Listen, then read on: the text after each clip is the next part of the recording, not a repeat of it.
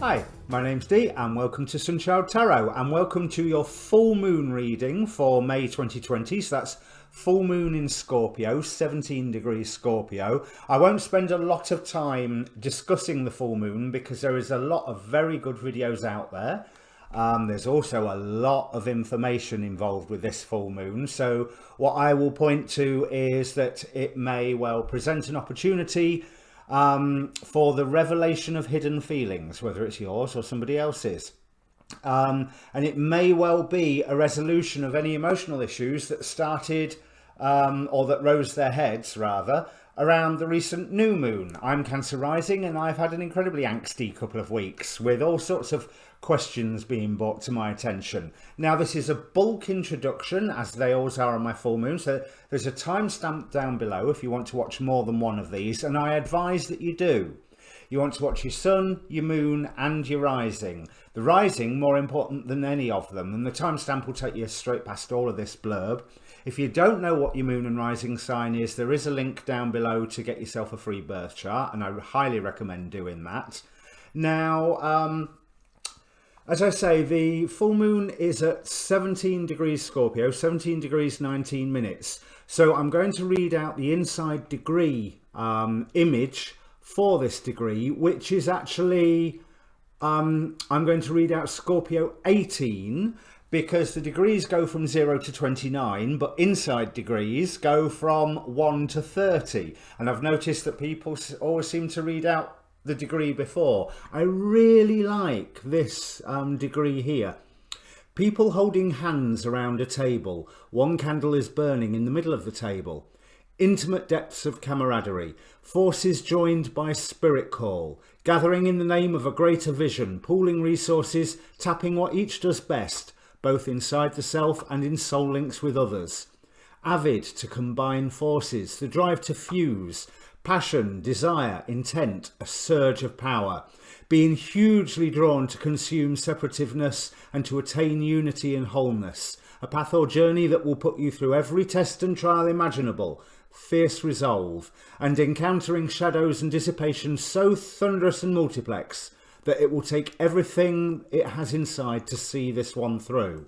And yes, full moon in Scorpios are always quite passionate.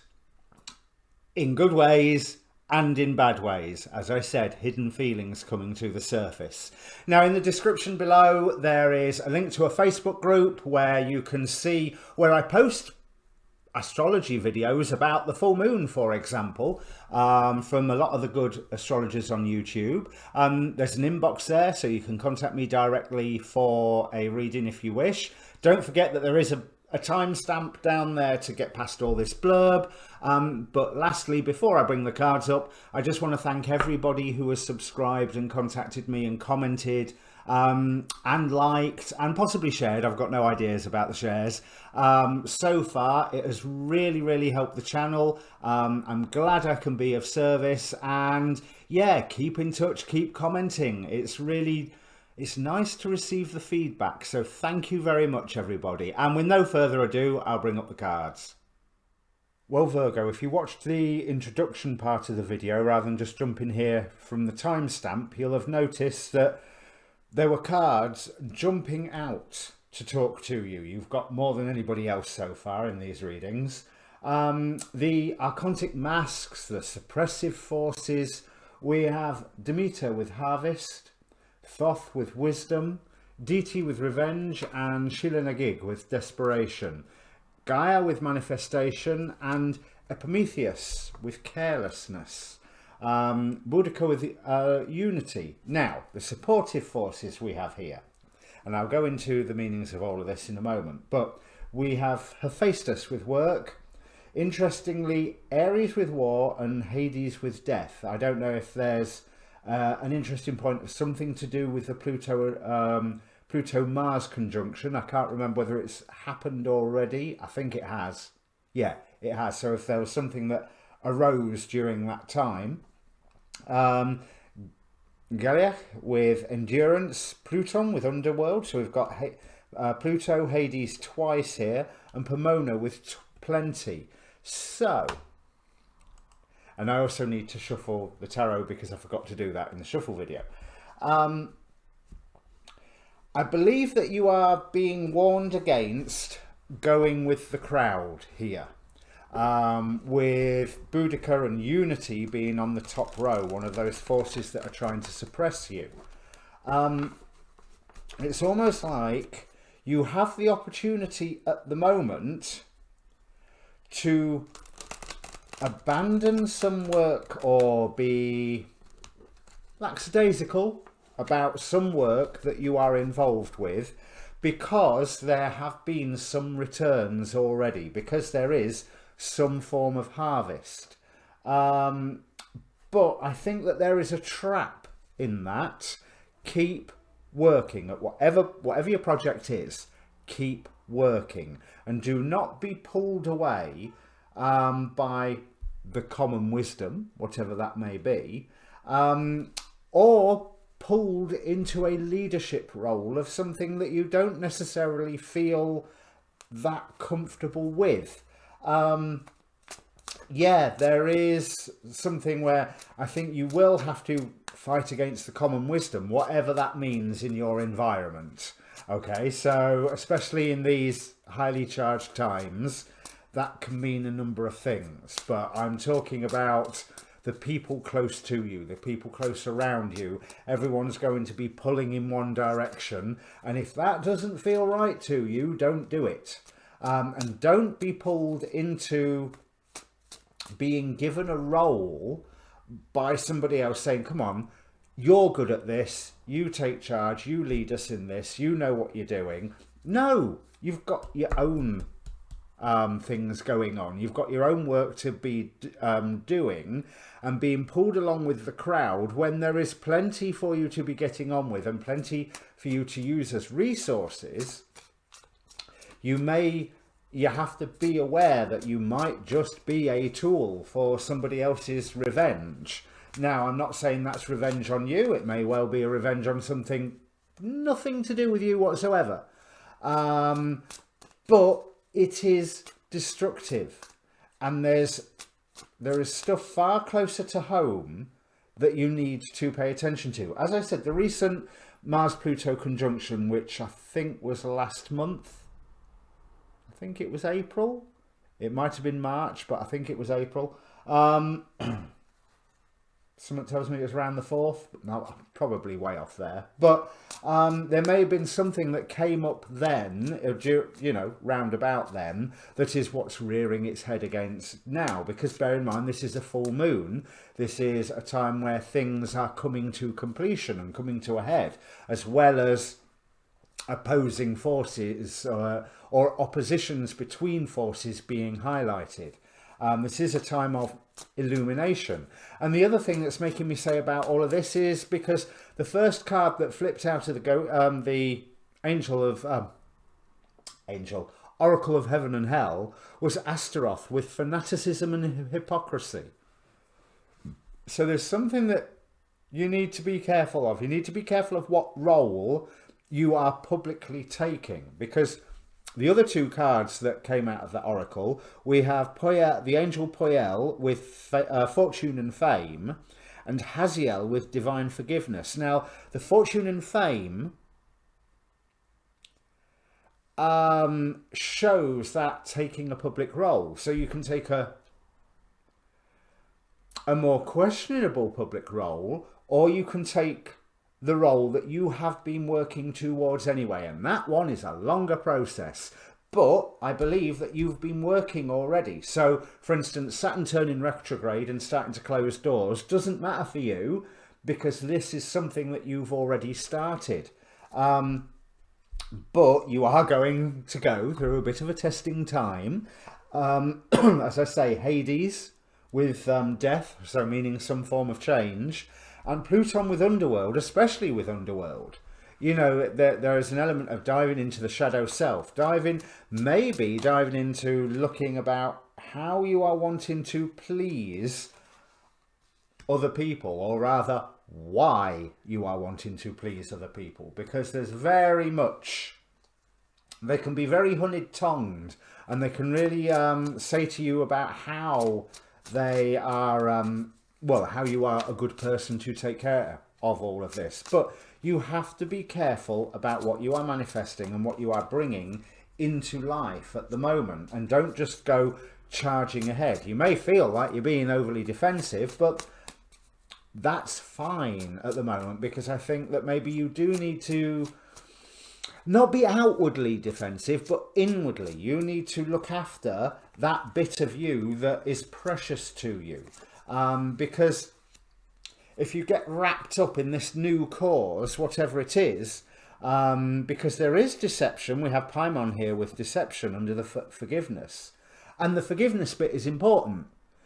Whoever is trying to drag you down this path, they're not doing it for a bad reason in their mind. Okay, there's although there may be, like I say, those undertones of they're wanting revenge, they're wanting to set something straight, which could be another aspect of revenge, because you know the lighter octave of revenge is justice, or at least revenge is the darker octave of justice.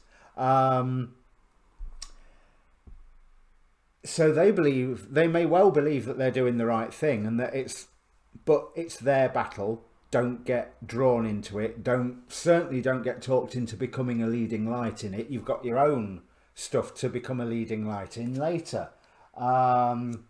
Because if you get too caught up in this, whatever this distraction is, I feel that you will be walking away from what you have already been working on. And that strikes me as a shame. You have to stand up against whatever this common prevailing wisdom in your environment is, and go, no, people, listen, this is what I'm doing. You go do whatever you want. I'm not going to try and stop you. I hold nothing against you. Remember divine forgiveness with Haziel here. I don't think you're right. I don't think you're wrong. I do think it's not right for me, because I've got other stuff going on, which is just as important. And okay, you've seen some gains already, but so what? That doesn't affect me. You have to have the endurance to stand up against all of this and to carry on with the work that you were doing. Even though there are some rewards from that work already have come in for you, now's not the time to relax and let the brakes off.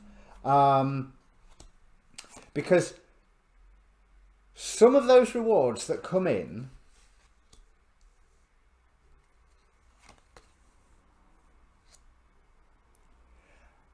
are temporary. They're not yet lasting.